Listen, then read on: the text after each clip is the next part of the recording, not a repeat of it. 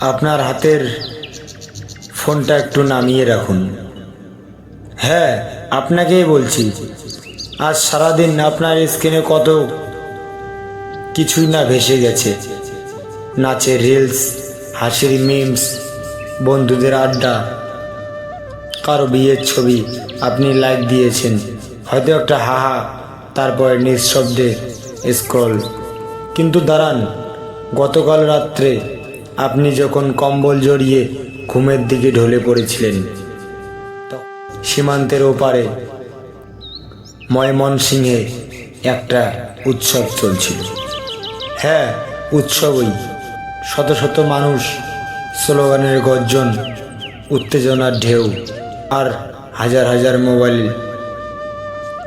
ফোনের ফ্ল্যাশ। সবাই ভিডিও করছে, সবাই লাইভে যাচ্ছে। কারোর হাত কাঁপছে না, কারোর বিবেক কাঁপছে না। কোনো স্টেজ শো নয়, কোনো কনসার্ট নয়। ফ্রেমে ছিল দাউ দাউ করে জ্বলতে থাকা একটা শরীর, একটা জ্যান্ত মানুষ। নাম দীপু চন্দ্র দাস। আগুনের তাপটা বুঝতে পারছেন কি? না, আপনি পাচ্ছেন না, কারণ আপনার কানে এখনো তথাকথিত সেকুলারিজম এর তুলো বোঝা। চিত্রনাট্যটা মুখস্থ। অভিযোগ উঠল ধর্ম অবমাননা। ব্যাস, এটুকুই যথেষ্ট। কোনো পুলিশ এলো না, কোনো আদালত বসলো না, কোনো প্রমাণ চাওয়া হলো না। রাস্তাতেই বিচার বসে গেল।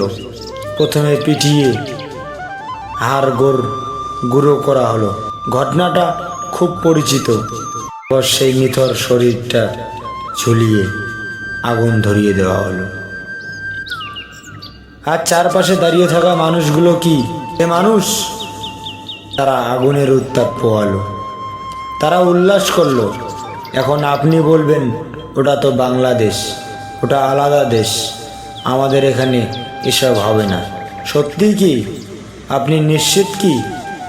আগুন যখন পাশের বাড়িতে লাগে তখন নিজের দেয়াল ভিজিয়ে রাখতে হয় দাদা। আগুনের কোনো পাসপোর্ট লাগে না, আগুনের কোনো কাঁটাতার লাগে না। ওটা বাতাসের বেগে ছড়িয়ে পড়ে। দীপুচন্দ্র দাসের শরীরটা আসলে একটা বার্তা। আপনাকে, আমাকে, আমাদের সবাইকে বার্তাটা সোজা, তুমি দুর্বল, তুমি শিকার। এবার ধর্মের কথা বাদ দিন, রাজনীতির কথাও বাদ দিন। আসুন মানুষত্ব নিয়ে কথা বলি। যারা কাল রাতে ওই আগুনের সামনে দাঁড়িয়ে উল্লাস করছিল, তাদেরও হাত পা ছিল না, চোখ মুখ ছিল? তাদেরও হাত পা ছিল, চোখ মুখ ছিল। তারা দেখতে মানুষের মতোই ছিল, কিন্তু বিশ্বাস করুন, ওগুলো মানুষ নয়।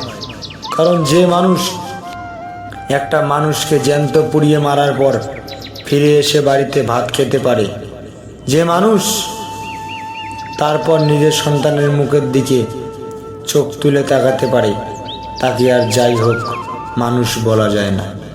আগুনটা আসলে দীপুর শরীরে লাগেনি, আগুনটা লেগেছে সততার বুকে, আগুনটা লেগেছে একটা শব্দে, মানুষত্ব।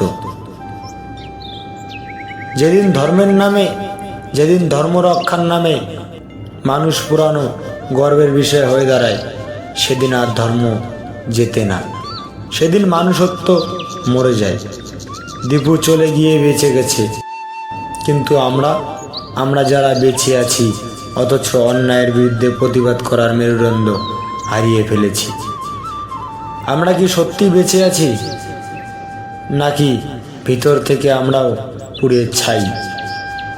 এখনো সময় আছে। শুধু ফোনের স্ক্রিনের দিকে তাকিয়ে দীর্ঘশ্বাস ফেলবেন না। চিৎকার করুন, প্রশ্ন তুলুন। কারণ যদি মানুষত্ব একবার পুড়িয়ে ছাই হয়ে যায়, তবে আর কোনো ধর্মই আপনাকে বাঁচাতে পারবে না।